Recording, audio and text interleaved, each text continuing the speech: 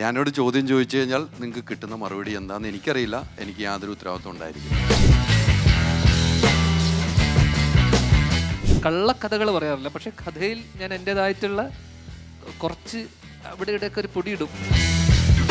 ശ്രീനിവാസന്റെ വീട്ടിൽ വന്നിട്ട് ഇങ്ങനത്തെ ചെറ്റ വളർത്താനും പറയരുത് എണീക്കാന്നുകൊണ്ട് ഞാൻ അയാളെ അജ്മലുമായിട്ട് മുട്ടാന്ന് പറഞ്ഞാണ് വന്നത്. ഓടി വന്നിട്ട് അമ്മ എന്താ മോനെ പ്രശ്നം എന്നോട് ചോദിക്കുക. മോഹൻലാൽ സാർ ശ്രീനിവാസൻ ചെയ്യാനിരുന്ന ഏറിയാണ് നമ്മൾ ചെയ്തിട്ടുള്ളത്. അപ്പോൾ എന്റെ ഇന്റർവ്യൂവിൽ അമ്മ പറഞ്ഞു ഞാൻ ഒരിക്കലും ചോദിച്ചിട്ടില്ല എന്ന് എന്നോടും പറഞ്ഞു. ഒരിക്കലും അത് സത്യമല്ല എന്നുള്ളതാണ്. Emirates First presents Movie World Media and Hana Events Dhyan in Arabia, powered by നമ്മുടെ എല്ലാവരുടെയും പ്രിയപ്പെട്ട coral perfumes in association with XB perfume, ബീഫോബ് and T days along with ഒരു സൗണ്ട് പാർട്ട്ണർ ഓസ്കാർ. നല്ലൊരു ഗൈഡ് ഈ സ്പോൺസേഴ്സിന് എല്ലാവരും കൊടുക്കാം നമുക്ക്. Thank you so much. അപ്പോൾ ഇനി കുറച്ച് നമ്മുടെ ഇടയിലുള്ള വിശിഷ്ടമായ വ്യക്തിത്വങ്ങളുടെ കുറച്ച് എക്സ്പീരിയൻസ് ഷെയർ ചെയ്യുന്ന ഒരു ഓപ്പർച്യൂണിറ്റിയാണ്. അത് കേൾക്കാൻ നമുക്ക് ഭാഗ്യമുണ്ടെന്ന്. അപ്പോൾ അതിനു വേണ്ടിയിട്ട് നമ്മുടെ എല്ലാവരുടെയും പ്രിയപ്പെട്ട ഇന്ന് UAE നോക്കുമ്പോൾ ഇൻഫ്ലുവൻസേഴ്സിൻ്റെ ഒരു തരംഗമാണ്. ആ ഇൻഫ്ലുവൻസേഴ്സിൻ്റെ തരംഗത്തിൽ ഏറ്റവും മുമ്പിൽ നിന്ന് എല്ലാവരെയും ഒരു കുടക്കീഴിൽ കൂട്ടിച്ചേർന്ന ഒരു വ്യക്തിയുണ്ട്. ഏതൊരു സാധാരണക്കാരൻ്റെ അടുത്ത് പോയിട്ടും അവർക്ക് പോലും എന്തും പറയാൻ പറ്റുന്നൊരു വ്യക്തിത്വം. ഉയരങ്ങളിൽ നിൽക്കുമ്പോഴും താഴ്മയോടെ നിന്ന് എല്ലാവരോടും സംസാരിച്ച് ഡൗൺ ടു എർത്ത് എന്താണെന്ന് ഈ ഒരു വ്യക്തിത്വത്തിൽ നമ്മൾ പഠിക്കണം. അത്രയും പ്രിയപ്പെട്ടവനായ നമ്മുടെ എല്ലാവരുടെയും പ്രിയങ്കരനായ മലബാർ ഗോൾഡൻ ഡയമണ്ട്സിൻ്റെ എക്സിക്യൂട്ടീവ് ഡയറക്ടറും ബീഫബിൻ്റെ എല്ലാമുമായ നമ്മുടെ പ്രിയപ്പെട്ട ഫൈസൽ കെ വേദിയിലേക്ക് സ്വാഗതം ചെയ്യുകയാണ്. നല്ലൊരു കൈയടി കൊടുത്തുകൊണ്ട് സ്വാഗതം ചെയ്യുന്നു മിസ്റ്റർ AK ഫൈസൽ.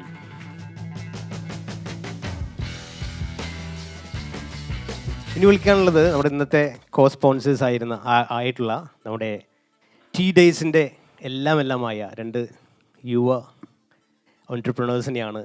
ചിരിച്ചുകൊണ്ടാണ് അവിടെ നിന്ന് കയറി വന്ന് എല്ലാവരുമായിട്ടും പരിചയപ്പെടാനും ആ ഒരു പരിചയം പുതുക്കുന്നതിനും ചാൻസ് കണ്ടെത്തുന്ന ആ ഒരു എല്ലാവർക്കും അവസരം കൊടുക്കുന്ന ആ രണ്ട് യുവ എൻ്റർപ്രണേഴ്സിനെ സ്വാഗതം ചെയ്യുന്നു. കൈയടിച്ചുകൊണ്ട് നമ്മുടെ ടി ഡേയ്സിൻ്റെ mister Salah and mister Salih, please.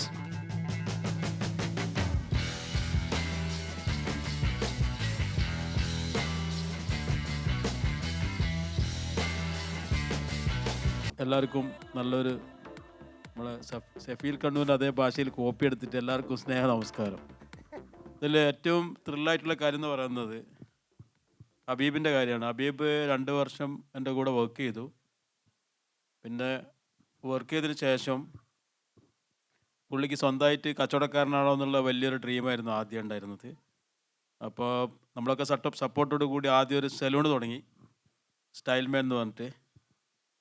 അപ്പോൾ അത് കഴിഞ്ഞിട്ട് പുള്ളി ഒരു ഈവൻറ്റ് മാനേജ്മെൻറ്റ്, നമ്മുടെ കല്യാണം എൻ്റെ കല്യാണം ചെയ്ത റിയാസായിരുന്നു.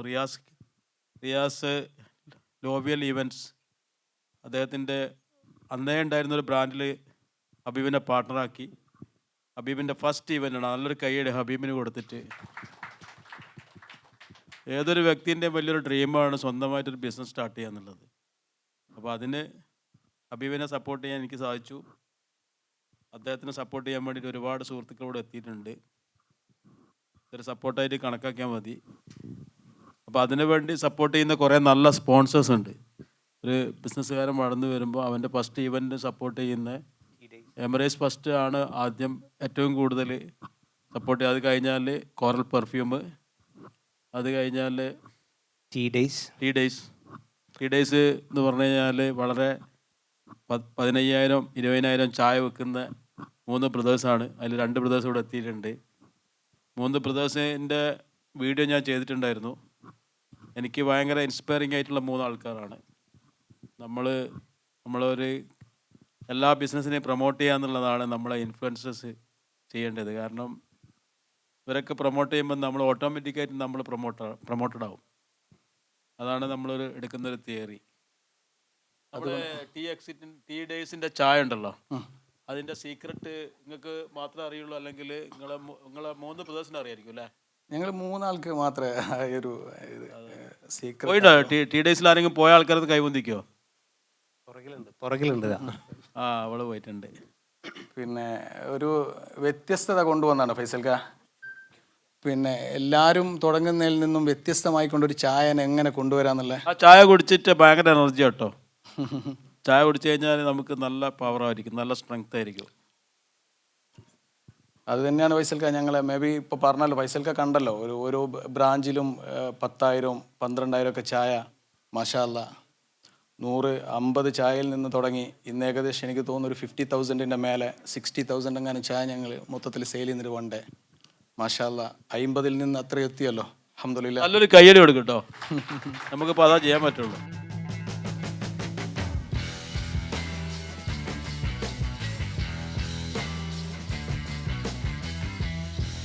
നമ്മൾ ആകാംക്ഷയോടെ കാത്തിരുന്ന നമ്മുടെ ആ പ്രിയപ്പെട്ട താരം ഇത് ഇവിടെ എത്തിച്ചേർന്നു.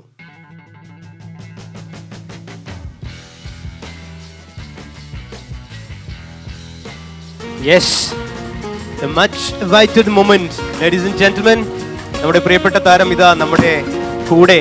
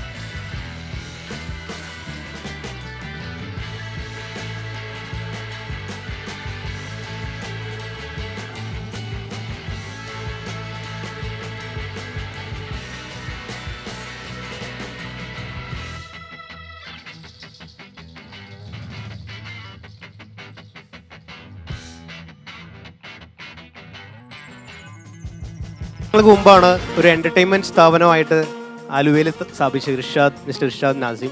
അതിനുശേഷം അദ്ദേഹത്തിൻ്റെ കൂടെ ഒരു വ്യക്തിത്വം ജോയിൻ ചെയ്യാണ്. ഇന്ത്യ വിഷനിൽ വർക്കിംഗ് എക്സ്പീരിയൻസ് ഉള്ള, അതിനുശേഷം റിപ്പോർട്ടർ ടി വിയിലും സൂര്യ ടി വിയിലും ഒരുപാട് വർഷത്തെ എക്സ്പീരിയൻസോട് കൂടിയിട്ട് മീഡിയയിൽ നിന്ന് കയറി വന്ന ഒരു പുലി എന്ന് വേണമെങ്കിൽ പറയാം. കുറുക്കിക്കൊള്ളുന്ന ചോദ്യവുമായിട്ട് എല്ലാവരുടെയും വായടപ്പിക്കുന്ന ഒരു വ്യക്തിത്വം. അദ്ദേഹം കൂടി ജോയിൻ ചെയ്തപ്പോൾ ഇത് വേറൊരു ലെവലിലേക്ക് പോയി. ഇപ്പോൾ ആദ്യമായിട്ട് ഒരു യൂട്യൂബ് ചാനൽ തുടങ്ങുന്നത് അവർ പ്രൊഡ്യൂസ് ചെയ്ത ഒരു ആൽബം കൊണ്ടുപോകാൻ വേണ്ടിയിട്ടാണ്, അതിന് പ്രൊമോഷൻ വേണ്ടിയിട്ടാണ്. ഇപ്പം ഇന്ന് നോക്കുമ്പോൾ 280-ലധികം യൂട്യൂബ് ചാനൽസ് പ്ലസ് 100-ലധികം സിൽവർ ബട്ടൺസ്, 5-ലധികം ഗോൾഡൻ ബട്ടൺസ്. ഇതൊക്കെ വാങ്ങിച്ച് മൂവി വേൾഡ് മീഡിയ അജയരായിട്ട് നിൽക്കുകയാണ്. അപ്പോൾ അതിൻ്റെ ഞാൻ നേരത്തെ പറഞ്ഞ ആ ഒരു സിംഹത്തെ വേദിയിലേക്ക് വിളിക്കുന്ന സമയമാണ്. കൈയടിച്ചുകൊണ്ട് സ്വാഗതം ചെയ്യാം നമ്മുടെ പ്രിയപ്പെട്ട Hyder Ali. Mister Hyder Ali on stage. നമസ്കാരം. വളരെ സന്തോഷം. നമ്മൾ ഇതിനു മുമ്പ് ഇങ്ങനെ ഒരു ഇവൻ്റ് നടത്തി. അതിനുശേഷം ഇപ്പം നമ്മുടെ ഹബീബ് ഒരു ഇവൻറ്റ് കമ്പനി തുടങ്ങുന്നതെന്ന് പറഞ്ഞു. കഴിഞ്ഞ ദിവസം ധ്യാൻ്റെ ഷൂട്ടിംഗ് സ്ഥലത്ത് ഞാനും കൂടെ അഭിനയിക്കുന്ന ഒരു സിനിമയായിരുന്നു. അങ്ങനെ പോയപ്പോൾ ധ്യാൻ ദുബായിലേക്ക് പോവുകയാണെന്ന് എന്നോട് പറഞ്ഞു. അപ്പോൾ ഞാൻ ധ്യാൻ്റെ അടുത്ത് പറഞ്ഞു, നമ്മളിങ്ങനെ ഒരു പ്രോഗ്രാം കൂടെ നമുക്കൊന്ന് ആസൂത്രണം ചെയ്യാം, ഫൈസലൊക്കെ ആയിട്ടൊന്ന് ആലോചിച്ച് നമുക്കൊരു പ്രോഗ്രാം എടുക്കാമെന്നുള്ളൊരു പ്ലാനിങ്ങിലാണ്. അപ്പോൾ എന്നോട് ധ്യാൻ പറഞ്ഞു, ഓക്കെ, ഒരു കുഴപ്പമില്ല, നമുക്കങ്ങനെ ഒരു പ്രോഗ്രാം ചെയ്യാം. ഇവിടെ വന്നു കഴിഞ്ഞപ്പോൾ ധ്യാൻ പറഞ്ഞു, ഒരു ചെറിയ പ്രോഗ്രാം എന്നോർത്ത് വിളിച്ചിട്ട് ഇത്ര വലിയ പ്രോഗ്രാം എന്തിനാക്കിയെന്നാണ് എന്നോട് ചോദിച്ചത്. പക്ഷേ ധ്യാനെ വിളിച്ചു കഴിഞ്ഞാൽ ഒരു വലിയ പ്രോഗ്രാം ആക്കണം. കാരണം ധ്യാൻ കുറേ കൗണ്ടറുകൾ അടിക്കുന്ന ആളാണ്. ധ്യാനോട് ചോദ്യം ചോദിച്ചു കഴിഞ്ഞാൽ നിങ്ങൾക്ക് കിട്ടുന്ന മറുപടി എന്താണെന്ന് എനിക്കറിയില്ല, എനിക്ക് യാതൊരു ഉത്തരവാദിത്വം ഉണ്ടായിരിക്കില്ല, അതെനിക്ക് പറയാൻ പറ്റുള്ളൂ. അപ്പം സ്നേഹത്തോടെ ആദരവോടെ ധ്യാൻ ഞാൻ സ്റ്റേജിലേക്ക് ക്ഷണിക്കുകയാണ്.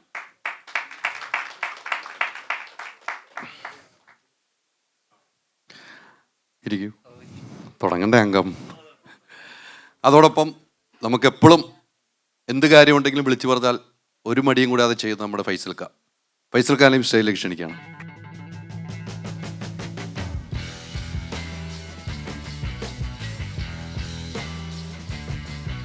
അപ്പം എന്തായാലും ഇന്നത്തെ ഈ ദിവസം കുറേ ചോദ്യങ്ങളും ഉത്തരങ്ങളുമായിട്ട് നമുക്ക് മുന്നേറാം. ഞാൻ ഇങ്ങോട്ട് വരുമ്പോൾ ഈ പ്രോഗ്രാം പറയുമ്പോൾ എന്നോട് ആദ്യം ഒരാളുടെ പേരാണ് പറഞ്ഞത്. അജ്മൽ ഖാൻ ഉണ്ട്, എനിക്ക് അവനെ ഒന്ന് കാണണം, കുറച്ച് ചോദ്യങ്ങൾ തിരിച്ചു ചോദിക്കാമെന്ന് എന്നോട് ഞാൻ പറഞ്ഞു. പറഞ്ഞില്ലല്ലോ. എന്നോട് പറഞ്ഞായിരുന്നു അജ്മൽ ഇപ്പം എത്തും. അപ്പോൾ അജ്മൽ ഇപ്പം എത്തും. അജ്മലിൻ്റെ അടുത്ത് കുറേ ചോദ്യങ്ങൾ ചോദിക്കാമെന്ന് എന്നോട് പറഞ്ഞതു. ഒന്നും നമുക്ക് വേറെ കൂടുതൽ കാര്യങ്ങളൊന്നും സംസാരിക്കാനില്ല. നേരെ നമ്മുടെ പ്രോഗ്രാമിലേക്ക്. എന്താണ് നമുക്ക് ഇപ്പം ഈ പ്രോഗ്രാമുമായി ബന്ധപ്പെട്ട് ഇവിടെ എത്തിയപ്പോൾ നമ്മുടെ പ്രിയപ്പെട്ടവരോട് പറയാനുള്ളത്? ഇല്ല, ഒന്നുമില്ല. എനിക്ക് ഇതിൻ്റെ ഇൻഫ്ലുവൻസേഴ്സ് മീറ്റ് എന്നാണ് എനിക്ക് എന്നോട് പറഞ്ഞത്. അതെ. വെച്ച് കഴിഞ്ഞാൽ അപ്പോൾ ഇത്രയും ആൾക്കാർ, ഞാൻ ദുബായിൽ ഇങ്ങനെ ഒരു പ്രോഗ്രാം ആദ്യമായിട്ടാണ്. അപ്പോൾ അതിൻ്റെ ഒരു ടെൻഷൻ ആർക്ക്? എനിക്ക് ആർക്ക്? എനിക്ക് ഇങ്ങനെ ഒരു എന്താ പറയണ്ടേ, ഇതൊക്കെ നമ്മളെന്താ വലിയ വലിയ ഈ ഐഫ സൈമയോ വലിയ വലിയ ഫംഗ്ഷനൊക്കെ അങ്ങനെ ഒരു മറ്റേ ഡിന്നർ ടേബിൾ ഫ്രണ്ടിൽ അങ്ങനത്തെ ഒരു സെറ്റപ്പിൽ ഞാൻ ഇങ്ങനെ ഒരു സെറ്റപ്പിൽ എന്നെ ആരും വിളിച്ചിട്ടില്ല. റിച്ച്. അപ്പൊ ആ സെറ്റപ്പിലേക്ക് നമ്മൾ കൊണ്ടുവന്നു. അതെ അതെ അതെ.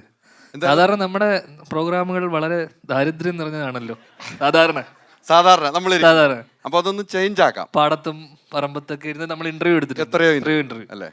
അതിൽ നിന്ന് മാറി ദുബായിലെത്തിയപ്പോൾ നമ്മുടെ ഒരു നമ്മളെ രണ്ടുപേരുടെയും ഒരു സ്റ്റാൻഡേർഡ്, ഇവർ ഓൾറെഡി ദുബായിക്കാരാണല്ലോ. അല്ല, നമ്മൾ ദുബായിൽ വന്നല്ലേ ഉള്ളൂ. അതെ അതെ, നമുക്കൊരു സ്റ്റാൻഡേർഡ് മാറിയ പോലെ. ഇത് അറിഞ്ഞിരുന്ന ഞാൻ കുറച്ചൊരു നല്ല ഷർട്ടും ഒന്ന് കുളിച്ചിട്ടൊക്കെ വന്നേനെ. ഇത്രയും പ്രതീക്ഷയില്ല സത്യം. അതല്ലേ. അല്ല, ധ്യാൻ ഇപ്പൊ എങ്ങനെ വന്നാലും ഓക്കെയാണ്. ധ്യാൻ എങ്ങനെ വന്നാലും ഓക്കെയാണ്. ധ്യാൻ ഈ കഴിഞ്ഞ ദിവസമാണ് നമുക്ക് പ്രോഗ്രാമിലേക്ക് എന്തായാലും തുടങ്ങാം. കഴിഞ്ഞ ദിവസമായിരുന്നു ധ്യാന്റെ ഏറ്റവും വലിയൊരു വീഡിയോ വൈറലായത് അല്ലേ? അല്ല, ഇതിന്റെ പ്രോഗ്രാം ഇവർക്ക് ധ്യാൻ ഇൻ അറേബ്യ ഇവർക്ക് എല്ലാവർക്കും അറിയാം. പിന്നെ അറേബ്യയിൽ എത്തിയ ധ്യാനാന്ന് അറിയാലോ. അല്ല അതല്ല ഞാൻ ചോദിച്ചത്, ഇൻഫ്ലുവൻസേഴ്സ് ആണോ? അതെ, മിക്കവരും. തീർച്ചയായിട്ടും ആണോ? മിക്കവരും എല്ലാവരും അതെ. അതിൽ ഏറ്റവും വലിയ ആളാണല്ലോ ഇവിടെ ഇരിക്കുന്ന ഫൈസൽക്ക. എന്തോ പറഞ്ഞേക്കെ നിങ്ങളെ പറ്റി. അല്ല, ഫൈസൽക്ക വേറെ എന്തോ ചിന്തയിൽ ഇടയ്ക്ക് പോയെന്ന് പറഞ്ഞു. അജ്മൽ ഖാൻ എത്തിയല്ലോ. മുട്ടാനുള്ള ആളും വന്നിട്ടുണ്ട്. അജ്മലുമായിട്ട് മുട്ടാന്ന് പറഞ്ഞാണ് എന്നോട് വന്നത്. അജ്മൽ ഒരു ചെയർ ഫ്രണ്ടിലേക്ക്. അജ്മലുമായിട്ട് മുട്ടാന്ന് പറഞ്ഞാണ് വന്നത്. അപ്പൊ അജ്മൽ എന്നോട് പറഞ്ഞു എന്നോടൊന്നും ചോദിക്കുന്നില്ല, ഞാൻ ഒന്നും ചോദിക്കില്ല എന്ന്. ഒരു ചെയർ എടുക്കും അജ്മൽ. ഇവിടെ ഇരിക്കുന്ന അല്ലല്ല, കസേര ഇട്ട് നിലത്തിരിക്കാനല്ല. ഷാറല്ലേ. അപ്പം കളമൊക്കെ ആയി. അല്ല, ഞാൻ ദുബായിലെ ഇൻഫ്ലുവൻസേഴ്സിനെ കണ്ടുമുട്ടണം, അല്ലെങ്കിൽ നമ്മളൊരു സംവാദം എന്നൊക്കെയാണ് എന്നോട് ഇക്ക പറഞ്ഞത്. തീർച്ചയായിട്ടും തുടങ്ങാൻ പോകുന്നുള്ളൂ. അതിന് ചോദ്യങ്ങളുമായിട്ട് ഇവിടെ ആളുകൾ കുറെ ഇരിക്കുന്നുണ്ട്. അപ്പൊ അതിന് മുമ്പ് നമുക്ക് ഇവിടെ തുടങ്ങിയിട്ട് അങ്ങോട്ട് ഇറങ്ങാൻ നോർത്താം. ഓ ഫൈസൽ, നിങ്ങൾ എന്താ ആലോചിച്ചിരിക്കുക? ഫൈസൽക്ക് ഇപ്പോഴും എന്താ ചോദിക്കാന്നുള്ളതാണ്. ഫൈസൽക്ക് എന്താ ചോദിക്കേണ്ടതെന്നാണ് ആലോചിക്കുന്നത്. ഫൈസൽക്ക് ചോദ്യങ്ങൾ വരും കേട്ടോ. ചോദ്യങ്ങളുടെ കാര്യത്തിൽ ഒന്നും. ഫസ്റ്റ് ചോദ്യം ഞാൻ ചോദിച്ചാലോ? എന്നാല് തീർച്ചയായിട്ടും ചോദിക്കാം. ഫസ്റ്റ് ചോദ്യം ഞാൻ തന്നെ ചോദിക്കാം. കാരണം നമ്മൾ ഇപ്പം പിന്നെ ധ്യാൻ്റെ ഇൻ്റർവ്യൂവിൽ എപ്പം പുള്ളീൻ്റെ ചെറുപ്പകാലത്തൊക്കെയുള്ള കാര്യങ്ങളെല്ലാം തുറന്ന് പറയുന്ന ആളാണ്. എന്തൊക്കെ ചെറുപ്പത്തിൽ കുരുത്തക്കേട് കളിച്ചാൽ എല്ലാം തുറന്ന് പറയുന്ന ആളാണ്. അപ്പം എൻ്റെ ഫസ്റ്റ് ചോദ്യം, എത്രാമത്തെ വയസ്സിലാണ് പ്രണയിക്കാൻ തുടങ്ങിയത്? 3ാം ക്ലാസ്സിലോ 4ാം ക്ലാസ്സിലോ? ഇല്ലല്ല, ഞാൻ ഒരു 1ാം ക്ലാസ്സിലൊക്കെയുള്ള സമയത്ത് ആദ്യത്തെ പ്രണയം. അല്ല, അതൊരു പ്രണയമാണോ നമുക്കറിയില്ലല്ലോ അന്നൊരു. അത് അതിൽ ഏറ്റവും വലിയ രസം എന്ന് വെച്ച് കഴിഞ്ഞാൽ അവർ ട്വിൻസായിരുന്നു.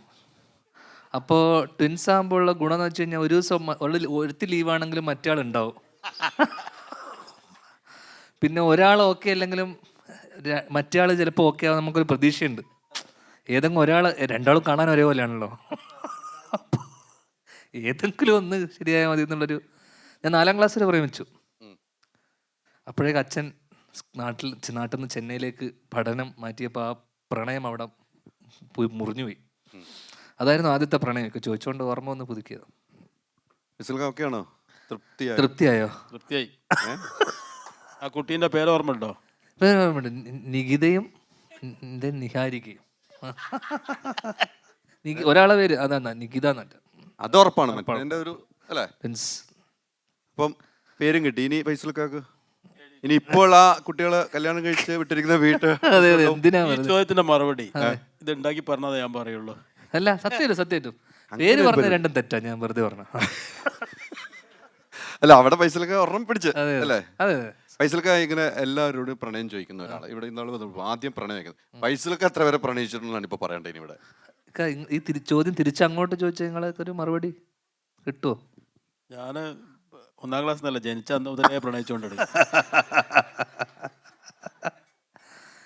അതെ അല്ലേ?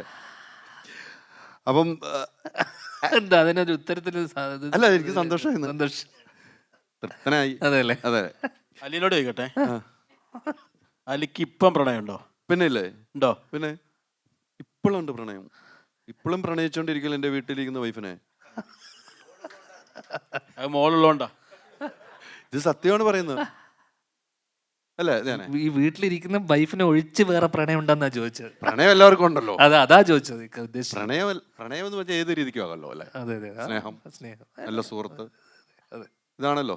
ഞാനും അങ്ങനെ തന്നെ അല്ലേ? അതെ അതെ. Okay okay. അപ്പം എന്തായാലും ഞാൻ ഈ പറയുന്ന പോലെ ധ്യാൻ എന്നറിയുന്ന ആള് സിനിമ ധ്യാൻ പറഞ്ഞൊരു ഷാഫിയുടെ ഒരു പ്രോഗ്രാമിൽ ഈ പറഞ്ഞ ഒരു പോയിന്റാണ്. അതുമായിട്ട് അജു വർഗീസ് പറഞ്ഞത് ഇങ്ങനെ പറയാൻ തൻ്റെ ഇടമുള്ള ഒരാളേ ഉള്ളൂ എന്നാണ് എന്നോട് പറഞ്ഞത്. എന്താണ് പറഞ്ഞതെന്ന് അറിയാം? എൻ്റെ സിനിമ കണ്ടില്ലെങ്കിലും നിങ്ങളെല്ലാം എൻ്റെ ഇൻ്റർവ്യൂ കാണണമെന്നാണ് പറഞ്ഞതെന്ന് അല്ലേ? ഷാഫി പറമ്പിലെ ആ കോളേജ് ഫംഗ്ഷൻ പോയപ്പോൾ. അങ്ങനെ പറയാനുള്ള ഒരു കാരണം എന്താണ്? അല്ല അയ്യോ, ഞാനത് തമാശക്ക് അല്ല, എങ്കിലും തമാശ അത് സീരിയസ് ആയിട്ട് എല്ലാവരും എടുത്തിട്ടുണ്ട്. ഒരിക്കലും ഇല്ല. അല്ല, ഞാനത് അതൊന്ന് വിക്ടോറിയ കോളേജ്, പാലക്കാട് വിക്ടോറിയ കോളേജിൻ്റെ യൂണിയൻ ഡേ ഫംഗ്ഷൻ, യൂണിയൻ ഇനോഗ്രേഷനാണ് ഞാൻ പോയത്.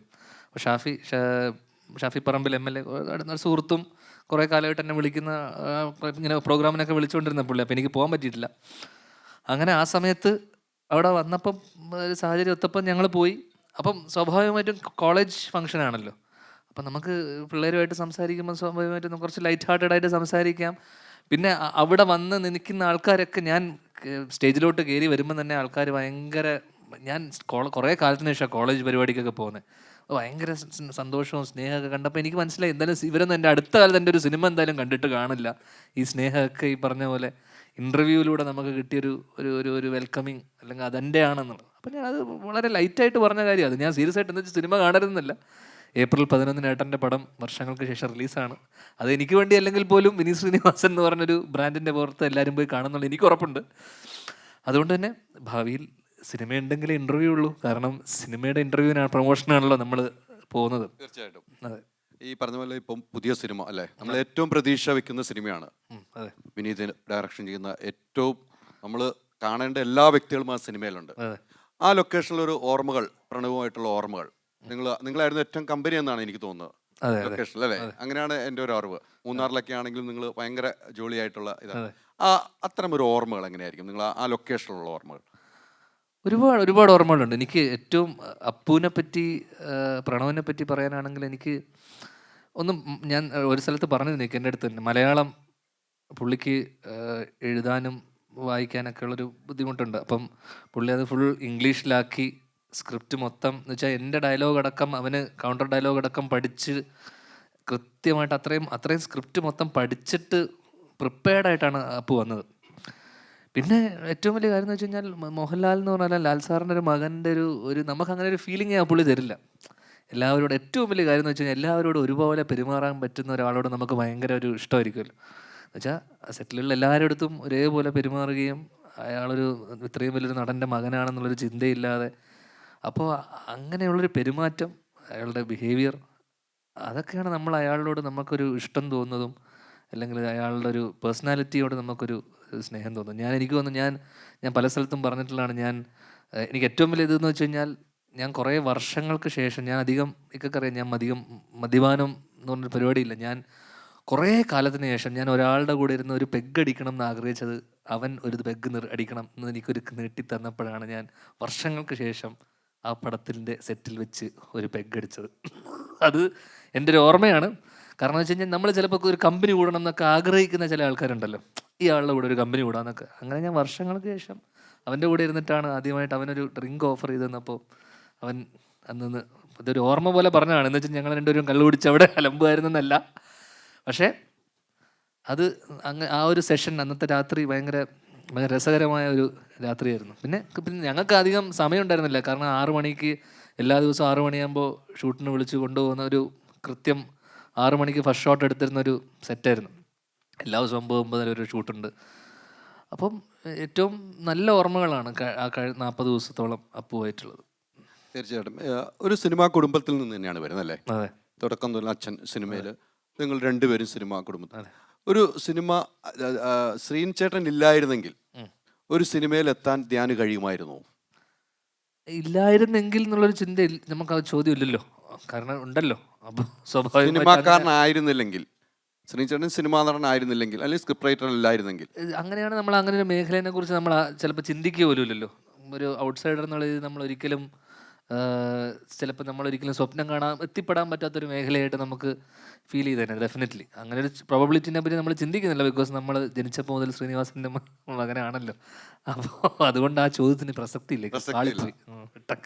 ആ പ്രസക്തി ഇല്ലാത്ത ചോദ്യത്തിൽ നിന്നും പ്രസക്തിയുള്ള ചോദ്യത്തിലേക്ക് തന്നെ പോകാം. ഓക്കെ. ഈ ഇടയ്ക്കാണ് വലിയൊരു വിവാദമായി ഒരു ട്രോളുകൾ ഉൾപ്പെടെ ഇറങ്ങിയ മാതൃഭൂമിയുടെ ഒരു ഫെസ്റ്റിവലുമായി ബന്ധപ്പെട്ട് പോയി ധ്യാൻ സംസാരിക്കുമ്പോൾ എനിക്കൊന്നും അച്ഛനെ കുറിച്ചാണ് കൂടുതൽ സംസാരിച്ചത് അവിടെ. അതെ, കാരണം എനിക്ക് തന്ന വിഷയം അവിടെ മാതൃഭൂമിയുടെ ലിറ്ററേച്ചർ ഫെസ്റ്റ് ആയിരുന്നു. അപ്പോൾ എനിക്ക് തന്ന വിഷയം അച്ഛനും ഏട്ടനും ഇടയിൽ ധ്യാൻ എന്നുള്ളത് ടോപ്പിക്. തീർച്ചയായിട്ടും. അപ്പോൾ സ്വാഭാവികമായിട്ടും സിനിമയിൽ നിന്ന് വരുന്നില്ല വിഷയം. അപ്പോൾ ഓഫ് ടോപ്പിക്ക് പോവാതിരിക്കാൻ അവർ ചോദിച്ച ചോദ്യങ്ങളും അച്ഛനും ഞാനും തമ്മിലുണ്ടായിട്ടുള്ള സിനിമയ്ക്ക് മുന്നേയുള്ള ഞങ്ങളുടെ കുറച്ച് കാര്യങ്ങളാണ് അതിൻ്റെ മോഡറേറ്റർ ആയിരുന്ന അനൂപ് എന്ന് പറഞ്ഞ ആൾ ചോദിച്ചു. നല്ല ബന്ധമാണ്. ഞങ്ങളെ പഴയ കൈരളിയുടെ നവ്യ നായരുടെ ഇൻ്റർവ്യൂ ഒക്കെ എടുത്തത് പുള്ളിക്കാരനാണ്. പുള്ളിക്ക് അത്യാവശ്യം ഞങ്ങളുടെ കുടുംബത്തിലെ കാര്യങ്ങളൊക്കെ അറിയാവുന്ന ആളോ. അപ്പോൾ പുള്ളി എന്നോട് ചോദിച്ച അതിനെക്കുറിച്ചായിരുന്നു കൂടുതലും. അല്ല, അവിടെ ചോദിച്ചു കഴിഞ്ഞപ്പോൾ ധ്യാന്റെ മറുപടി അച്ഛനെക്കുറിച്ച്, അച്ഛൻ്റെ സ്വഭാവങ്ങളാണ് പറയുന്നത് അല്ലേ. അച്ഛൻ ധ്യാനുമായിട്ടുള്ള വിഷയങ്ങൾ, ധ്യാനുമായിട്ടുള്ള എന്തോ പറയാവുന്ന എല്ലാം പറഞ്ഞു, ഓപ്പണായിട്ട് ഒന്നും മറച്ചു വെക്കാതെ പറഞ്ഞു. അതെ, അവിടെ വെച്ച് ഒരു പ്രായം ചെന്ന ഒരാൾ ധ്യാൻ്റെ അടുത്ത് അച്ഛനെക്കുറിച്ച് ചോദിച്ചപ്പോൾ ഞാൻ കൃത്യമായി എൻ്റെ അച്ഛനെക്കുറിച്ച് എനിക്കറിയുള്ളൂ, താങ്കൾക്ക് അറിയില്ലെന്നാണ് ചോദിച്ചത്. കൃത്യമായിട്ടും അച്ഛനെക്കുറിച്ച് ധ്യാന് മാത്രമേ അറിയുള്ളൂ, അച്ഛൻ്റെ സ്വഭാവം എന്താണ്, വീട്ടിൽ വളർന്ന ധ്യാനേ അറിയുള്ളൂ. അങ്ങനെ പറഞ്ഞു കഴിഞ്ഞപ്പോൾ എനിക്ക് തോന്നുന്നു കൂടുതലും അച്ഛൻ്റെ മോശവശങ്ങളാണ് കൂടുതൽ പറഞ്ഞത്. അച്ഛൻ്റെ ഒരു പോസിറ്റീവ് വശങ്ങളൊന്നും അവിടെ, കാരണം 45 മിനിറ്റിനുള്ളിൽ ആ സെഷൻ തീർന്നു പോയി. നല്ലത് പറയുന്നതിന് മുന്നേ പരിപാടി കഴിഞ്ഞു പോയി. നല്ലത് ഞാൻ പറയാനിരിക്കുകയായിരുന്നു, വേണമെങ്കിൽ ഇതിൽ ഞാൻ പറയാം കേട്ടോ. തീർച്ചയായിട്ടും നല്ലതും കേൾക്കണമല്ലോ, അത് കേട്ടുപോയി. ഈ നല്ലതൊക്കെ നിങ്ങൾക്കൊക്കെ അറിയാവുന്ന നല്ല കാര്യങ്ങളാണ് പൊതുവെ. എന്ന് വെച്ച് കഴിഞ്ഞാൽ ശ്രീനിവാസൻ എന്ന് പറഞ്ഞൊരു ആസ് എ പേഴ്സൺ എന്തൊക്കെ പറഞ്ഞാലും നമുക്ക് ഇതൊക്കെ പറയാനുള്ള ഒരു സ്വാതന്ത്ര്യം, ഇങ്ങനെ ഇരുന്ന് സംസാരിക്കാനുള്ളൊരു സ്വാതന്ത്ര്യം തരണമെങ്കിൽ ഞാനും അച്ഛനും തമ്മിൽ അണ്ടർസ്റ്റാൻഡിങ് എങ്ങനെയായിരിക്കും ചോദിച്ചു. തീർച്ചയായിട്ടും. അപ്പോൾ അല്ലെങ്കിൽ ഒരിക്കലും ഞാൻ അത് കഴിഞ്ഞാൽ പിറ്റേ ദിവസം ഞാൻ നേരെ എൻ്റെ വീട്ടിലേക്കാണ് പോയത്. അവിടെ അച്ഛൻ വാതിക്കൽ അല്ലെങ്കിൽ വീട്ടിൽ ഹാളിൽ പേപ്പർ വായിച്ചിരിപ്പുണ്ട്. സ്വാഭാവികമായിട്ടും അവിടെ ആ പരിപാടി കഴിഞ്ഞ ഉടനെ ഇവിടെ വിളിച്ചു പറയാൻ അച്ഛന് മാതൃഭൂമിയിൽ ആൾക്കാരുണ്ട്, ഇവനിവിടെ ഇങ്ങനെ പറഞ്ഞിട്ടുണ്ടെന്ന്. പക്ഷേ അങ്ങനെ ഒരു പരിപാടിയെ നടന്നിട്ടില്ലാത്ത രീതിയിൽ ഞങ്ങൾ കാണുന്നു. എവിടെയായിരുന്നു എന്ന് ചോദിക്കുന്നു, ഞാൻ ഇങ്ങനെ പരിപാടിക്ക് പോയി എന്ന് പറയുന്നു. എല്ലാം പുള്ളി അറിഞ്ഞിട്ടുണ്ട്. പക്ഷേ അതിനെക്കുറിച്ചൊരു ചർച്ചയോ അതിനെപ്പറ്റി ഒരു സംസാരവും ഇല്ല. അതാണ് ഏറ്റവും വലിയ കാര്യം. കാരണം അതിനെക്കുറിച്ച് ചർച്ച, നീ എന്നെപ്പറ്റി അവിടെ പോയി കുറ്റം പറഞ്ഞല്ലടാ എന്ന് ചോദിച്ചിരുന്ന അവിടെ എൻ്റെ അച്ഛൻ അങ്ങനെ ചോദിക്കില്ല. അതാണ് അതിൻ്റെ വ്യത്യാസം. ഇതിനു മുമ്പ് അച്ഛൻ അങ്ങനെ ചോദിച്ചിട്ടുമുണ്ട് അല്ലേ? ഒരിക്കലും ചോദിച്ചു സംസാരിച്ചില്ല, അങ്ങനെ ഒരിക്കലും അല്ല. ധ്യാൻ്റെ ഒരു യാത്ര, അച്ഛൻ ഒരു വഴക്ക് പറഞ്ഞ ആ ഒരു സംഭവത്തിൽ നിന്ന് ധ്യാൻ ഒരു യാത്ര പോകുന്നു, വീട്ടിൽ നിന്ന് ഇറങ്ങുന്നു എന്ന് പറഞ്ഞു പോയത്. അത് ഒരിക്കലും പുള്ളി എന്നെ പുറത്താക്കിയതല്ല, ഞാനായിട്ട് ഇറങ്ങി സ്വയം പുറത്തായതാ. കാരണം പിറ്റേ ദിവസം തൊട്ട് പുള്ളിയുടെ ആശ്രയിച്ച് നമ്മൾ കാശും ചോദിച്ച് നിൽക്കുക, പിന്നെയും അവിടെ ഇങ്ങനെ നിൽക്കുക എന്നുള്ളൊരു അവസ്ഥ വന്നപ്പോൾ, കാരണം എൻ്റെ അച്ഛൻ്റെ അച്ഛൻ കൃഷിക്കാരനും കൃഷിയൊക്കെ ആയിരുന്നു. ഉണ്ണിന്നാണ് വിളിച്ചിരുന്നത്. അച്ഛൻ്റെ പേര് അതെ, കറക്റ്റാ. അപ്പോൾ ശ്രീനിവാസന് അത്ര ഇതുണ്ടെങ്കിൽ ഞാൻ ശ്രീനിവാസൻ്റെ മോനില്ല, എനിക്കെന്തൊരു അഹങ്കാരം ഉണ്ടാവും. ഏത് കൃഷിക്കാരനായ ഉണ്ണിമാഷ മോൻ ഇത്ര ഇതുണ്ടെങ്കിൽ ഞാൻ അതിനേക്കാൾ അഭിമാനിയല്ലേ. അപ്പോൾ ഞാൻ പിറ്റേ ദിവസം, കാരണം നാളെ തൊട്ട് അന്നൊക്കെ റീചാർജ് ചെയ്യണം, പ്രണയിക്കുന്ന സമയമൊക്കെയാണ്. അപ്പോൾ റീചാർജ് ചെയ്യാനൊക്കെ കാശ് വാങ്ങിക്കാനൊക്കെ നാളെ അച്ഛൻ്റെ മുന്നിൽ തന്നെ കൈ നീട്ടണമല്ലോ. അപ്പോൾ നമുക്ക് അങ്ങനെ ഗതിയില്ലാതെ നിൽക്കുന്ന സമയം. അപ്പം ഇറങ്ങി പോവേണ്ടി വന്നതാണ്. കാരണം പിറ്റേ ദിവസം തൊട്ടിട്ട് വീട്ടിൽ നിന്ന് കഴിഞ്ഞാൽ പഴയ പോലെ ഫണ്ട് കിട്ടൂല എന്ന് എനിക്ക് മനസ്സിലായി. കാരണം പുള്ളി അന്ന് എന്നോട് എടുത്ത് പറഞ്ഞൊരു പ്രധാന വിഷയം, എന്തെങ്കിലും സംസാരിക്കണമെങ്കിൽ ഞാൻ ചിലവാക്കിയ പൈസ എടുത്ത് വെച്ചിട്ട് സംസാരിച്ചാൽ മതി പറഞ്ഞു. അതിൽ ഞാൻ തകർന്നുപോയി. അപ്പം പിന്നെ ഒരു സെയില്ലാതെ ഇപ്പോൾ അവിടെ. പിന്നീട് പണമൊക്കെ ഉണ്ടാക്കിയിരുന്നു. ആര്, ഞാനോ? അച്ഛന് പൈസ തിരിച്ചു കൊടുത്തോ? ഇല്ല, ഒരിക്കലും ഇല്ല. എന്തിനും അച്ഛനൊക്കെ നമ്മൾ അങ്ങനെ ഒരു കണക്കൊക്കെ ഉണ്ടോ? അല്ല, അച്ഛന് പൈസ വല്ലതും തിരിച്ചു കൊടുത്തെന്ന് വെച്ചാൽ ഇത് എനിക്കിന്ന് സിനിമയിൽ നിന്ന് കിട്ടിയാണ്, അച്ഛൻ എന്തെങ്കിലും ഗിഫ്റ്റ് മേടിച്ചു കൊടുക്കുമോ? അങ്ങനെ ഇപ്പോഴും അവിടെ നിന്ന് എന്തെങ്കിലും ഇങ്ങോട്ട് കിട്ടുമോ നോക്കുക എന്നല്ലാതെ നമ്മളൊരിക്കലും അവർക്ക്, കാരണം അച്ഛന് മകൻ ബന്ധം അതല്ലല്ലോ, നമ്മളൊരിക്കലും അവര് പുള്ളി അത് പ്രതീക്ഷിക്കുന്നുമില്ല, നമ്മളങ്ങ് കൊടുക്കുന്നുമില്ല. അതുകൊണ്ട് പ്രശ്നം തീർന്നു. അവിടെ പ്രശ്നം തീർന്നു. അച്ഛൻ്റെ എല്ലാ സ്വഭാവവും, അച്ഛൻ്റെ കൗണ്ടർ ഉൾപ്പെടെ ഉള്ള സ്വഭാവം കിട്ടിയത് ധ്യാൻ ശ്രീനിവാസനാണ്. അങ്ങനെ കിട്ടിയത് നമ്മൾ ഒരാളുടെ അടുത്ത് നിന്ന് കിട്ടിയതെന്നൊന്നും പറയാൻ പറ്റില്ലല്ലോ. മേ ബി ഒരു സംസാര രീതിയും ശൈലിയും എവിടെയൊക്കെയോ അച്ഛൻ്റെ ഒരു ശൈലിയൊക്കെ റിസംബിൾ ചെയ്യുന്നുണ്ടാവും എന്നല്ലാതെ അച്ഛനെ കണ്ടു പഠിച്ചതോ അച്ഛനെ പോലെ സംസാരിക്കുന്നത് ഞാൻ പണ്ട് മുതലേ ഇങ്ങനെ സംസാരിച്ചിരുന്നത്. അത്രയേ ഉള്ളൂ. ഞാൻ അതിനെ എനിക്കൊന്ന് മലബാറിലെ നമ്മളെ ആൾക്കാരൊക്കെ സംസാരിക്കുന്ന ഒരു രീതിയാണ് അല്ലേ ലൈക്ക് ഇതൊക്കെ ഓപ്പണായിട്ട് മുഖത്ത് നോക്കി പറയുന്ന പൊതുവേ അവിടുത്തെ ആൾക്കാർ അങ്ങനെയാണ്. അതെനിക്ക് തോന്നുന്നു അധികം മലബാറുകാർ സിനിമയിൽ എനിക്ക് തോന്നുന്നു അച്ഛനും കുറച്ച് ആൾക്കാരേ ഉള്ളൂ മലബാറിൽ നിന്ന് സിനിമയിലേക്ക് വന്ന ആൾക്കാർ. അപ്പോൾ കണ്ണൂരുകാരെല്ലാം ഞാൻ പറഞ്ഞ ഇതുപോലെ വളരെ ബ്ലണ്ടായിട്ട് ഫേസിൽ നോക്കിയിട്ട് കാര്യങ്ങൾ പറയുന്ന ആൾക്കാരാണ് ജനറലി. അത് എൻ്റെ നാട്ടിൽ എൻ്റെ കുടുംബക്കാരൊക്കെ വളരെ ഓപ്പണായിട്ട് നമ്മളെ മറ്റേ ഡിപ്ലോമസിയോ മറ്റേ ഇതൊന്നുമില്ല. എന്താണെങ്കിലും മുഖത്ത് നോക്കിയിട്ട് കാര്യം പറയുന്നത് അതൊരു അവിടുത്തെ ഒരു രീതിയാണ്. എന്നാലും ഏട്ടൻ കുറച്ച് പഠിച്ച കളനായതുകൊണ്ട് ഏട്ടൻ കുറച്ച് സംയമനം പാലിച്ച് ഉള്ളിലൊതുക്കി ഏട്ടൻ കുറച്ച് ഒതുക്കി. അല്ലെങ്കിൽ പണ്ട് മുതലേ പുള്ളി അതും പുള്ളി ശീലിച്ച് എനിക്ക് തോന്നുന്നു പുള്ളി അത് അങ്ങനെ തന്നെ ഞാൻ കാണുന്നത് ജനിച്ച മുതൽ കാണുമല്ലോ പുള്ളി അങ്ങനെ തന്നെയാണ് വർഷങ്ങളായിട്ട്. ആ വിനയവും ആ ഒരു സംസാര രീതിയൊക്കെ വർഷങ്ങളായിട്ട് അത് സിനിമയിൽ വന്നതിന് ശേഷം ഒന്നുമില്ല. പുള്ളി വളരെ സൈലൻറ്റ് ക്വയറ്റ് ആയിട്ടുള്ള ആളാണ് പൊതുവെ. അതൊരു വളരെ നേച്ചറാണല്ലോ. അല്ലെങ്കിൽ ഞാൻ കണ്ട മിക്ക നമ്മുടെ നാട്ടിലെ ആൾക്കാർ എൻ്റെ അമ്മ ഉൾപ്പെടെയുള്ള എല്ലാവരും ഇങ്ങനെ തന്നെയാണ്. ഇങ്ങനെ തന്നെയാണ്. ആണ് പിന്നെ ഈ അച്ഛനെ കുറിച്ച് പറഞ്ഞ ശേഷം വീട്ടിൽ വന്നു. വീട്ടിൽ അച്ഛനും അമ്മയും ഒന്നും സംസാരിച്ചില്ല. സുഹൃത്തുക്കളെങ്കിലും സംസാരിച്ചിരുന്നോ? ഞാൻ അവിടെ പറഞ്ഞത് അച്ഛനെ കുറിച്ച് പറഞ്ഞത് മോശമായി എന്ന് സുഹൃത്തുക്കൾ എന്തെങ്കിലും സംസാരിച്ചിരുന്നോ?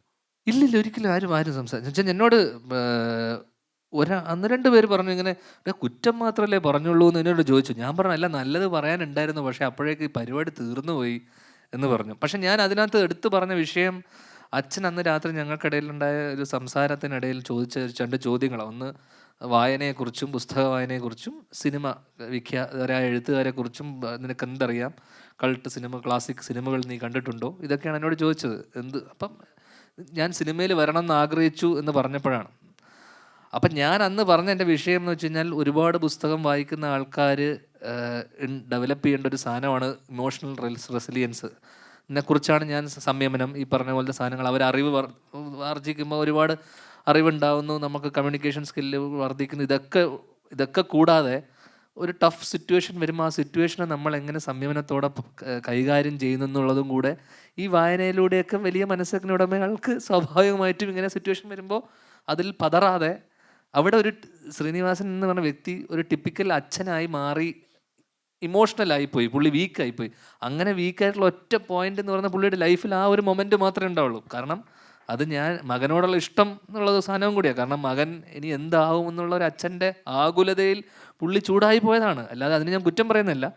പക്ഷേ അവിടെയും ഞാൻ ചോദിച്ച ചോദ്യം എന്ന് വെച്ചാൽ മോനൊന്ന് ഇരുത്തി, മകനെ എന്താണ് നിൻ്റെ പ്രശ്നം, ഞാൻ അങ്ങനെ എന്തുകൊണ്ട് ശ്രീനിവാസൻ എന്ന് പറഞ്ഞ ഒരാൾ എന്നോട് ആ രീതിയിൽ സംസാരിച്ചില്ല എന്നുള്ളതായിരുന്നു എൻ്റെ തോട്ട്.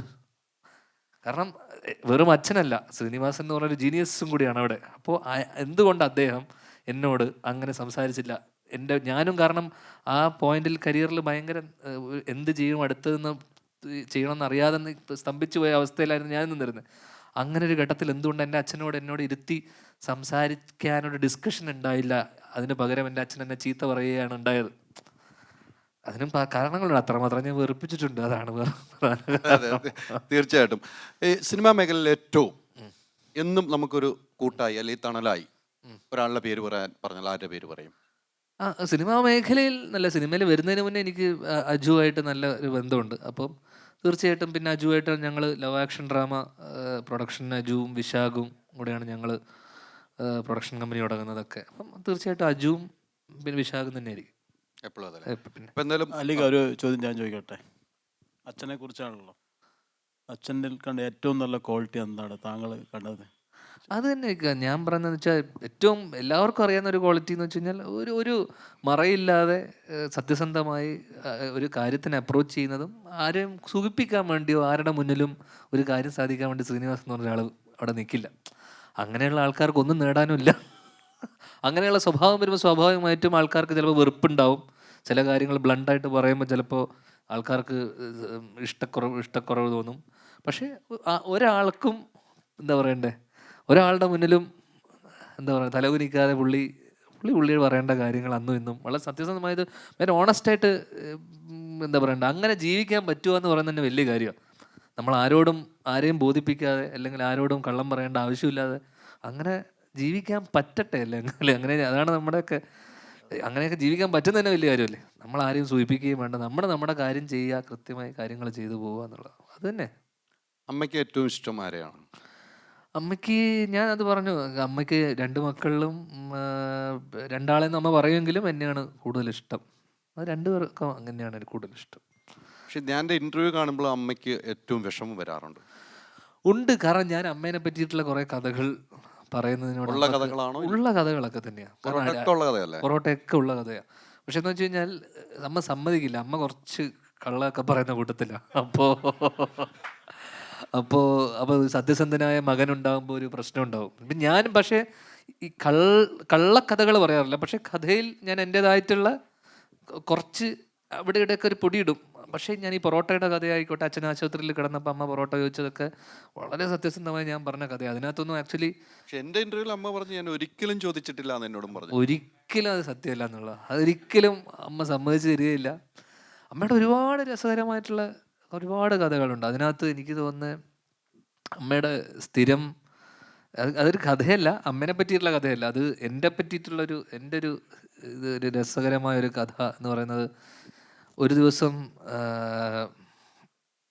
അമ്മക്ക് സ്ഥിരം ഉള്ളൊരു പരിപാടിയാണ്. ഇപ്പം വീട്ടിലൊക്കെ ആരെങ്കിലും നമ്മളെയൊക്കെ കാണാനൊക്കെ വന്നു കഴിഞ്ഞ് കഴിഞ്ഞാൽ അമ്മ ഇവൻ എന്താ ആരായി കാണാൻ വന്നിരുന്ന് അറിയാൻ വേണ്ടിയിട്ട് ഈ ഡോറിൻ്റെ സൈഡിൽ നിന്നൊക്കെ ഇങ്ങനെ നോക്കിയൊക്കെ നിൽക്കും, ആരോടെങ്കിലും സംസാരിക്കും. അപ്പോൾ എന്നെ കാണാൻ വേണ്ടിയിട്ട് 2 ആൾക്കാർ ഇതേപോലെ ഒരു കഥയും ചർച്ചയൊക്കെ ആയിട്ട് ഹാളിലിരിക്കുന്ന സമയത്ത് അമ്മ കയറി വന്നു. അമ്മ കയറി വന്നിട്ട് ഇവരുടെ അടുത്ത് ചായ വേണോ, എന്താണ് ഞാൻ ഇവരുമായിട്ട് സംസാരിക്കുന്നതെന്ന് അറിയാനുള്ള ഒരു കൗതുകത്തിൻ്റെ പുറത്താണ് വരുന്നത്. ചായ വേണോ എന്ന് ചോദിക്കുന്നു. ഈ വന്ന ആള് മാമൻ എന്ന് വെച്ചാൽ, മാമൻ എന്ന് പറയുന്നത് അരവിന്ദൻ്റെ അതിഥികളും കഥ പറയുമ്പോഴും ഇപ്പം എണ്ണ വെച്ച് പടമൊക്കെ ചെയ്ത് അതിൻ്റെ ഡയറക്ടറാണ്. മാമൻ്റെ ഒരു സിനിമയൊക്കെ മാമനൊരു കൂട്ടുകാരനാണ്, മാമൻ്റെ പരിചയക്കാരനാണ് പുള്ളി. അപ്പം വന്ന ആൾ അതെനിക്കറിയില്ലായിരുന്നു. ഈ വന്ന പുള്ളി പെട്ടെന്ന് ടീച്ചറെ, അമ്മേനെ ടീച്ചർ എന്നാണ്, വിമല ടീച്ചർ എന്നാണ് ടീച്ചറായിരുന്നു അമ്മ. അപ്പം അമ്മ ടീച്ചറെ മോഹനെ എനിക്ക് പരിചയമുണ്ട്. അപ്പം മാമനെ പറ്റി ഇങ്ങനെ ഈ വന്നയാൾ അമ്മയോട് ഇങ്ങനെ സംസാരിച്ചു തുടങ്ങുക. സംസാരിച്ച് എന്താണെന്ന് വെച്ചാൽ അമ്മയുടെ ഏറ്റവും ഇളയ ആങ്ങളെയാണ് മാമൻ.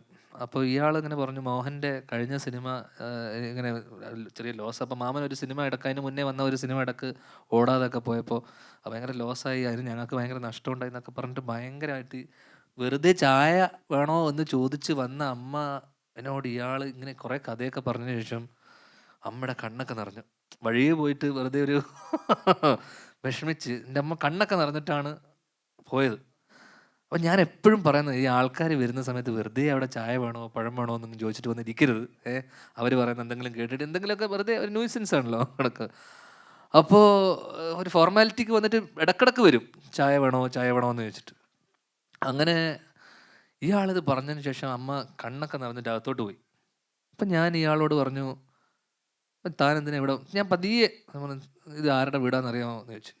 അത് എന്താ അങ്ങനെ ചോദിച്ചു? ഞാൻ പറഞ്ഞത് ശ്രീനിവാസൻ്റെ വീട്ടിൽ വന്നിട്ട് നീ ഇങ്ങനത്തെ ചെറ്റ വർത്താനം പറയരുത് എണീക്കാന്ന് പറഞ്ഞിട്ട് ഞാൻ അയാളെ പതുക്കെ ഞാൻ ഈ കോളറിന് ഇങ്ങനെ പിടിച്ചിട്ട് വീടിൻ്റെ പുറത്താക്കിയിട്ട്, ഞാൻ എൻ്റെ വീട്ടിലിപ്പോൾ പണിക്കാരൊക്കെ ഉണ്ട്, ഞാൻ പറഞ്ഞു പണിക്കാരൊക്കെ വിളിച്ചിട്ട് പറഞ്ഞു ഇവനെ അടിച്ച് ഇവൻ്റെ കാലല്ലേ പിടിക്കണം, എൻ്റെ അമ്മയെ ഇവൻ കരയിപ്പിച്ചു. അപ്പം എനിക്ക് ഞാൻ ഭയങ്കര ഔട്ട് ബസ്റ്റ്, ഞാൻ ഭയങ്കര ദേഷ്യം വന്നു. കാരണം അമ്മ കണ്ണൊക്കെ നിറഞ്ഞു, കാരണം അമ്മക്ക് മാമൻ മകനെ പോലെയാണ്. അങ്ങനെ ഇയാൾ ഭയങ്കര അയ്യോ സോറി മോനെ, ഞാൻ അങ്ങനെ പറഞ്ഞതല്ല മോനെ ഞാൻ അങ്ങനെയല്ല എന്നൊക്കെ പറഞ്ഞു. ഇയാൾ മാപ്പൊക്കെ പറഞ്ഞു. ഞാൻ പറഞ്ഞു എന്ന് പറയണ്ട, ഇത് ഇവൻ്റെ നീ ഏറിയ കിടക്കൂല, നിന്നെ ഞാൻ തല്ലി ഓടി അല്ലടാന്ന് പറയുന്നത്. ഞാൻ പണിക്കാർക്കൊക്കെ രാത്രി ഞാൻ 2 എണ്ണമൊക്കെ വാങ്ങിച്ചു കൊടുക്കുന്ന അടിക്കണേ. അപ്പോൾ അവരടിയെന്ന് പറഞ്ഞു കഴിഞ്ഞാൽ അപ്പം അടിക്കും, അങ്ങനെ നിൽക്കുന്ന ആൾക്കാരാണ്. അപ്പം ഇവർ എന്തിനാ തല്ലണ്ടെന്ന് അറിഞ്ഞൂടെ. ഇപ്പോൾ ആൾക്കാർ വരുന്ന സമയത്തേക്ക് അമ്മ ഈ ബഹളം കേട്ടിട്ട് ഓടി വന്നിട്ട് അമ്മ എന്താ മോനെ പ്രശ്നം എന്നോട് ചോദിക്കുക. അപ്പോൾ നീ ഓരോ ചായയും ചൂലും കൊണ്ട് വന്നിട്ട് ഇങ്ങനെ അടിച്ച് നീ കയറി പോടി അകത്തുനിന്ന് അമ്മേനെ ഞാൻ ചീത്ത. അപ്പോൾ അത്രയും നേരം ഞാൻ പറഞ്ഞുകൊണ്ടിരുന്നത് എൻ്റെ അമ്മയെ നീ കരയിപ്പിച്ചില്ലടാന്നാ. ആ അമ്മയും കൂടെ ഞാൻ ചീത്ത പറഞ്ഞപ്പോൾ ഇവൻ സൈക്കോ ആണോന്ന്. പിന്നെ ഇയാളൊന്നും മിണ്ടിയില്ല. അപ്പം നീ ചായയും ചൂലും കൊണ്ട് വന്നിട്ട് കുറേ നേരം ഇതിൻ്റെ ചോറ്, അപ്പോൾ ഇടയ്ക്ക് കയറി പൊടി വീട്ടിനകത്തോട്ട് അമ്മേനെ. അപ്പം അമ്മ ഇയാളോട് പറയാ, മോനെ പെട്ടെന്ന് പോയി ഇവനെ ഭ്രാന്താന്ന്. അങ്ങനെ അമ്മ അയാളെ രക്ഷിച്ചു വിട്ടു. അല്ലെങ്കിൽ അല്ലെങ്കിൽ അയാൾ തീർന്നേനെ. ഞാനന്ന് പണിക്കാരെ കൊണ്ട് തല്ലിച്ചനെ ഞാൻ. അമ്മയ്ക്ക് വേണ്ടി വാദിച്ചതാണ്. അമ്മക്ക് വേണ്ടി വാദിച്ചതാ. മാറിപ്പോയി തിരിഞ്ഞു വന്നപ്പോ. അപ്പൊ അമ്മയുടെ കുറെ അങ്ങനത്തെ, പിന്നെ തെങ്ങ് എത്താൻ വരുന്ന ആൾക്കാരൊക്കെ ഉണ്ടാവുമല്ലോ. തേങ്ങ ഇടാൻ വരുന്നവര്, നമ്മുടെ പാടത്ത് പണിയെടുക്കാൻ വരുന്ന ആൾക്കാർ, നമ്മളെല്ലാം നമ്മുടെ വീട്ടിലെ ജോലിക്കാർ, അവരൊക്കെ ചില ദിവസങ്ങളൊക്കെ എന്നെ വന്ന് ഉപദേശിക്കുകയൊക്കെ ചെയ്യും. മോനെ ഇങ്ങനെ നടന്നാൽ മതിയോ. അപ്പോൾ അമ്മ ചിലപ്പോൾ ഇവർക്ക് എന്തെങ്കിലുമൊക്കെ ഇത് കയ്യിൽ വെച്ചോ, അവൻ വരുമ്പോൾ ഒന്ന് ഉപദേശിച്ചേക്ക്, ഇങ്ങനത്തെ പരിപാടിയൊക്കെ ഉണ്ട് അമ്മക്ക്. അങ്ങനത്തെ കുറച്ച് വിനോദങ്ങൾ എന്നെ നന്നാക്കി എടുക്കാനുള്ള പല വഴിക്ക് ഉള്ള ശ്രമങ്ങളൊക്കെ ഉണ്ടായിരുന്നു. അന്ന് ഞാൻ സിനിമയൊന്നും അധികം ചെയ്യുന്നു. ഞാൻ ഒരു കൊല്ലം ഒരു സിനിമ, ഇപ്പോൾ വീട്ടിലിരിക്കാൻ വേണ്ടി പ്രാർത്ഥിക്കുക, കാരണം സിനിമ കൂടിപ്പോയിട്ട്. തീർച്ചയായിട്ടും അങ്ങനെ സിനിമകൾ വേണമല്ലോ. അതെ അതെ, അത് ഓക്കെയാണ്. എന്തായാലും നമുക്ക് നല്ല കഥകളാണ്, കഥകൾ ഒത്തിരി ഉണ്ട്. ഞാൻ ചോദിക്കട്ടെ, അപ്പം അച്ഛൻ്റെ ഒരുപാട് കഥാപാത്രങ്ങൾ, വടക്ക് നോക്കി യന്ത്രം, സരോജ് കുമാർ, അതുപോലത്തെ നല്ല കഥാപാത്രങ്ങൾ കിട്ടിയാലേ ചെയ്യൂ. അതുപോലത്തെ കഥാപാത്രങ്ങൾ അതുപോലെ വെച്ചാൽ ആ ഒരു രീതിയിൽ ഇപ്പം പുള്ളി ഒരു കോമഡി ആയിട്ടാണല്ലോ. അതെ, ഇതെന്താ പറയുക, ഈ പ്രശ്നം എന്ന് വെച്ചാൽ ഇതൊക്കെ പുള്ളി തന്നെ എഴുതി പുള്ളി തന്നെ അഭിനയിച്ച പ്രശ്നമാണ്. അതാണ് എൻ്റെ ഏറ്റവും വലിയ രസം. ഇതുപോലെ എഴുതാൻ എന്ന് പുള്ളി തന്നെ വിചാരിക്കണം, അതാണ് പുള്ളി എഴുതി തരണ്ടേ. അപ്പോൾ ഇപ്പം നല്ല എഴുത്തുകാരില്ല എന്നുള്ളതാണ് മലയാള സിനിമയിൽ ഏറ്റവും വലിയൊരു ക്രൈസിസ്. നല്ല കഥകൾ വരുന്നില്ല. ഇപ്പം നമ്മളടുത്ത് വരുന്ന ആയിക്കോട്ടെ, ഇപ്പം ഇതൊക്കെ അറിയാം, ഏറ്റവും അവസാനം വരുന്ന എല്ലാവരും കഴിഞ്ഞ് വിട്ടിട്ട് വരുന്ന സാധനങ്ങളാണ് നമ്മളടുത്തൊക്കെ വരിക. അപ്പോൾ അതുപോലെ നല്ല എഴുത്തുകാരില്ലാതെ കാരണം ഇവിടെ ടെക്നീഷ്യന്മാർ, ഒരുപാട് നല്ല ടെക്നീഷ്യന്മാരുണ്ട്, ഡയറക്ടേഴ്സ് ഉണ്ട്. അപ്പം വലിയ വലിയ ഡയറക്ടേഴ്സ് പോലും, ഇപ്പം മലയാളത്തിലുള്ള പേര് കേട്ട ഡയറക്ടേഴ്സിന് പോലും ഇപ്പം നല്ല സിനിമയില്ലാത്തത്, നല്ല ഇവർക്ക് ജോലി അറിയാത്തത് കൊണ്ടോ പണി അറിയാത്തത്, ഇവരൊക്കെ ഗംഭീര ടെക്നീഷ്യന്മാരാണ്. പക്ഷേ നല്ല കഥകളും നല്ല എഴുത്തുകാരും ഇല്ലാതായപ്പോൾ, കാരണം പഴയ എഴുത്തുകാരൊക്കെ ഇപ്പം അച്ഛനൊക്കെ പ്രായമായി, അപ്പോൾ സ്വാഭാവികമായിട്ടും അവർ പ്രായം അപ്ഡേഷൻ നടക്കില്ല. അപ്പം അച്ഛനിപ്പോൾ ഫിസിക്കലിയും ഫിറ്റല്ല എന്ന് വെച്ച് കഴിഞ്ഞാൽ ആരോഗ്യ പ്രശ്നങ്ങളുണ്ട്. അപ്പോൾ സ്വാഭാവികമായിട്ടും ഒരു പ്രായം കഴിയുമ്പോൾ അവരും മെൻ്റലി ഫിസിക്കലി അവരാലോചിക്കുന്ന പോലത്തെ ഒരു പരിപാടിയൊന്നും പഴയ പോലെ ശരീരം വഴങ്ങാത്തൊരു പ്രശ്നമുണ്ട് അച്ഛനൊക്കെ. എഴുതണമെന്ന് ആഗ്രഹമുണ്ട് ഭയങ്കരമായിട്ടുള്ള, പക്ഷേ ഫിസിക്കലി ഫിറ്റ് അല്ലാത്തത് കൊണ്ടുള്ള ഉള്ളിലേക്കുള്ള ബുദ്ധിമുട്ടുണ്ട്. അപ്പോൾ എനിക്കൊന്ന് നല്ല കഥകളും നല്ല എഴുത്തുകാരും ഇനി നെക്സ്റ്റ് ജനറേഷൻ എഴുത്തുകാരൊക്കെ വന്നാൽ മാത്രമേ, പിന്നെ ഈ ജനറേഷനിലുള്ള ഓഡിയൻസിനെ, പ്രത്യേകിച്ച് 18 to 25 വയസ്സിനിടയിലുള്ള ചെറുപ്പക്കാരെ കാറ്റർ ചെയ്യുന്ന സിനിമകൾ വന്നാൽ മാത്രമേ ഇന്ന് പ്രേമലു പോലത്തെ ഒരു സിനിമ, അല്ലെങ്കിൽ ടീനേജ് റൊമാൻറ്റിക് കോമഡി, അത് ഒരു സക്സസ് ഫോർമുലയാണ്. ഇപ്പം മഞ്ഞുമ്മൽ സർവൈവൽ ത്രില്ലർ ഒരു ഫോർമുല സിനിമയാണ്, സക്സസ്ഫുൾ ഫോർമുലയാണ്. ബ്രഹ്മയുഗം ഹൊറർ ത്രില്ലർ സക്സസ്ഫുൾ ഫോർമുലയാണ്. പക്ഷേ ഇതെല്ലാം എസ്റ്റാബ്ലിഷ്ഡ് ആയിട്ടുള്ള ബാനറിൽ നിന്ന് വന്ന സിനിമയാണ്. ഭാവന സ്റ്റുഡിയോസ്, മറ്റേ മമ്മൂക്ക അഭിനയിക്കുന്ന സിനിമ, എല്ലാത്തിനകത്തും കൃത്യമായിട്ട് പറവ, സൗബിൻ. അപ്പം ഇതെല്ലാം വലിയ വലിയ മിനിമം ഗ്യാരൻറ്റിയുള്ള ബാനറിൽ നിന്ന് വരുന്ന ഗ്യാരൻറ്റി കണ്ടൻറ്റുകളാണ്. പിന്നെ എല്ലാത്തിനകത്തും ഒരു ഫോർമുലയുണ്ട്, സക്സസ് ഫോർമുല. സർവൈവൽ ത്രില്ലറാണ് ഒന്ന് ടീനേജ് റൊമാൻസ് ആണ് ഒന്ന്. അപ്പോൾ എനിക്ക് തോന്നുന്നു ഇപ്പം ലാസ്റ്റ് വന്ന സിനിമകളൊക്കെ തന്നെ ഈ 4 സിനിമകളുണ്ടൊന്നും മലയാള സിനിമയിലെ ക്രൈസിസ് ഒന്നും അവസാനിക്കാൻ പോകുന്നില്ല. മലയാള സിനിമയുടെ നല്ല കാലം വന്നു, ഇനിയുള്ള കാലം നല്ലതാണെന്നും പറഞ്ഞിട്ട് നമുക്ക് അങ്ങനെയൊന്നും വിശ്വസിക്കാൻ പറ്റില്ല. ബിക്കോസ് ഇനിയും നല്ല നല്ല എഴുത്തുകാരും നല്ല നല്ല കണ്ടൻറ്റും വന്ന് പഴയ ഒരു പ്രൗഢിയിലോട്ടൊക്കെ എത്തണമെങ്കിൽ കുറച്ച് സമയം എടുക്കും എന്തായാലും. ഒരു ചോദ്യം കൂടി. ഇപ്പം മമ്മൂക്ക എല്ലാം ഏത് റോൾ എടുക്കാനും തയ്യാറാണ്. പിന്നെ മൃഗയ അല്ലെങ്കിൽ ഫുള്ള് മൊട്ടയിലടിച്ച് ക്ലീൻ ഷേവ് എല്ലാം ചെയ്ത്, ഫുള്ള് ഷേവ് ചെയ്ത് മൊട്ടയടിച്ച്, അതുപോലെയൊക്കെ എന്തെങ്കിലും മേക്ക് ഓവർ നല്ലൊരു സിനിമ വരികയാണെങ്കിൽ അതൊക്കെ ചെയ്യാൻ തയ്യാറാണോ? അത് മമ്മൂക്കയായിട്ട് നമുക്ക് യാതൊരു കമ്പാരിസൺ, മമ്മൂക്ക ഈസ് മമ്മൂക്ക, അതിനകത്ത് നമുക്ക് യാതൊരു ഇതുമില്ല. പക്ഷേ ഇത്തരം കഥാപാത്രങ്ങൾ നമ്മളിലോട്ടൊക്കെ എത്തണമെങ്കിൽ തന്നെ ഒരു സമയമെടുക്കും. പക്ഷെ അതുപോലൊരു സാധനം, അതുപോലൊരു ശ്രമം നമ്മൾ വർഷങ്ങൾക്ക് ശേഷത്തിൽ ശ്രമിച്ചിട്ടുണ്ട്. അത് എത്രത്തോളം വർക്കൗട്ട് ആവുമെന്ന് അറിയില്ല. പക്ഷേ ആ കഥാപാത്രത്തിന് വേണ്ടി, ആ പടത്തിൽ ആ കഥാപാത്രത്തിന് വേണ്ടി അത്യാവശ്യം പ്രണവും ഞാനും, കാരണം നമ്മൾ രണ്ടുപേരാണ് സെൻട്രൽ ക്യാരക്ടേഴ്സ്, അപ്പം നമ്മൾ അത്യാവശ്യം മെനക്കെട്ടിട്ടുണ്ട്. ബിക്കോസ് ആ സെക്കൻഡ് ഹാഫിലെ പരിപാടി അച്ഛനും മോഹൻലാലും എന്നുവെച്ചാൽ മോഹൻലാൽ സാർ ശ്രീനിവാസൻ ചെയ്യാനിരുന്ന ഏറിയാണ് നമ്മൾ ചെയ്തിട്ടുള്ളത്. അപ്പോൾ അത് എത്രത്തോളം നന്നായി വന്നിട്ടുണ്ടെന്ന് കണ്ടറിയാം. അല്ല, ഞാൻ അത് ചോദിക്കണം എന്നുള്ളത് ഏത് രീതിയിലാണ് ഇൻഫ്ലുവൻസ് ചെയ്തതെന്നാണ് ഞാൻ ചോദിക്കണം. മീൻകാരനല്ല, ഏത് വേഷം കിട്ടിയാലും ഞാൻ പൊളിക്കും. മീൻകാരൻ എന്താ മോശ? എൻ്റെ സിനിമ കണ്ടില്ലെങ്കിലും നിങ്ങളെല്ലാം എൻ്റെ ഇന്റർവ്യൂ കാണണമെന്നാണ് പറഞ്ഞത്. ഇവരൊക്കെ ഫോൺ വിളിക്കുമ്പോൾ എന്നെ പേടിയാണ്. പിന്നെ ഇവിടുത്തെ ഇൻഫ്ലുവൻസേഴ്സ് ഒക്കെ കാശ് ഉണ്ടാക്കാൻ തന്നെയാണ്. അങ്ങനെ പ്ലേറ്റ് മറിച്ചല്ലേ. ഇതൊരു സംവാദമോ ഇതോ ഒന്നുമല്ല. അപ്പൊ ഭയങ്കര ഞാൻ വളരെ ഫ്രണ്ട്ലി ആയിട്ട് അങ്ങോട്ട് പറയുന്നത്. ഒരിക്കലുമല്ല. എനിക്കൊന്ന് ദുബായിൽ ഞാൻ അജ്മലിന്റെ ആണ് ഏറ്റവും കൂടുതൽ. എനിക്ക് ബാക്കിയുള്ള ആൾക്കാരൊന്നും എനിക്ക് വലിയ പിടിയില്ല. നിന്നെ തീരെ പിടിയില്ല. എല്ലാവരുടെ പുറത്തു തല്ലി അല്ല അങ്ങനല്ല. എന്താണ് അനങ്ങാതിരിക്കുന്നത്?